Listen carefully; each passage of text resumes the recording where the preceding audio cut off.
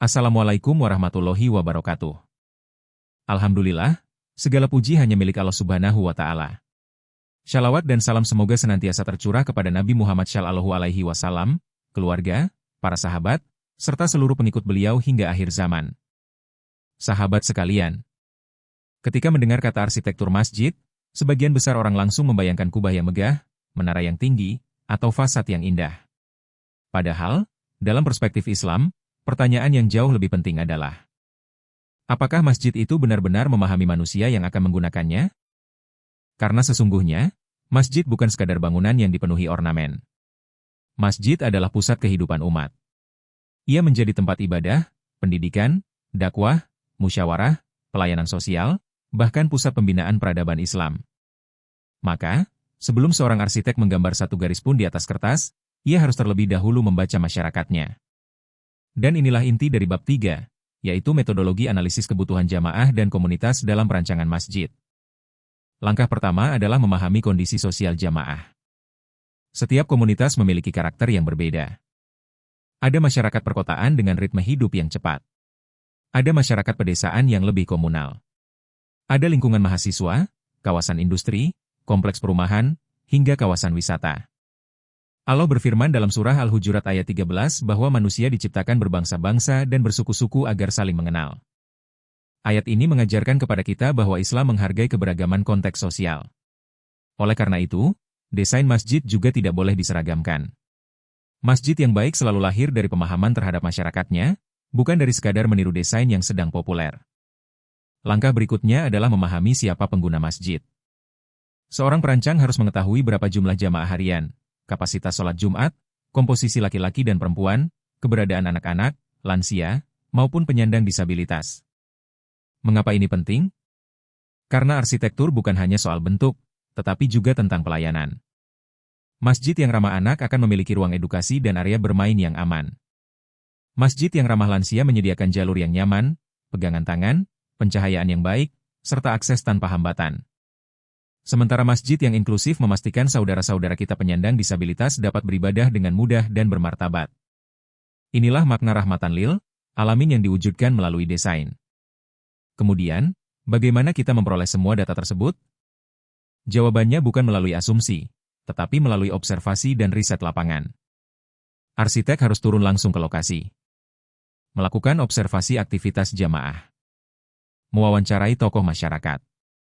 Menyebarkan kuesioner. Melaksanakan fokus group discussion. Mendokumentasikan pola penggunaan ruang. Bahkan melakukan analisis okupansi dan perilaku pengguna. Dalam dunia akademik, pendekatan seperti ini dikenal sebagai evidence-based design, yaitu merancang berdasarkan fakta, bukan berdasarkan selera pribadi. Islam sendiri telah mengingatkan dalam surah Al-Isra ayat 36 agar kita tidak mengikuti sesuatu tanpa ilmu. Artinya, keputusan desain harus berdiri di atas data yang valid dan analisis yang benar. Selanjutnya adalah musyawarah. Masjid bukan milik arsitek. Bukan pula milik donatur. Masjid adalah milik umat. Karena itu, seluruh pemangku kepentingan perlu dilibatkan, mulai dari ulama, pengurus DKM, jamaah, tokoh masyarakat, ahli teknik, hingga calon pengguna. Melalui musyawarah, visi bersama dapat dibangun, potensi konflik dapat diminimalkan, dan rasa memiliki masyarakat terhadap masjid akan tumbuh sejak awal proses perencanaan. Hal lain yang sering dilupakan adalah bahwa aktivitas masjid berlangsung sepanjang tahun. Bukan hanya 5 waktu sholat. Masjid juga menjadi tempat kajian, halaqah Al-Quran, pendidikan anak, pelatihan masyarakat, kegiatan Ramadan, itikaf, zakat, buka puasa bersama, hingga pelayanan sosial.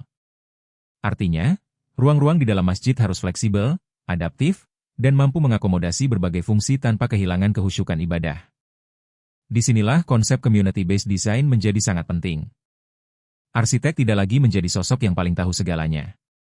Sebaliknya, ia menjadi fasilitator yang mendengarkan kebutuhan masyarakat, menerjemahkan aspirasi umat, lalu mengubahnya menjadi ruang yang fungsional, indah, dan bernilai ibadah. Namun pekerjaan seorang perancang tidak berhenti ketika bangunan selesai. Masjid yang baik harus terus dievaluasi. Apakah jamaah merasa nyaman? Apakah ventilasi dan akustiknya sudah baik? Apakah sirkulasinya lancar? Apakah kapasitas ruang masih memadai? Apakah fasilitasnya benar-benar dimanfaatkan?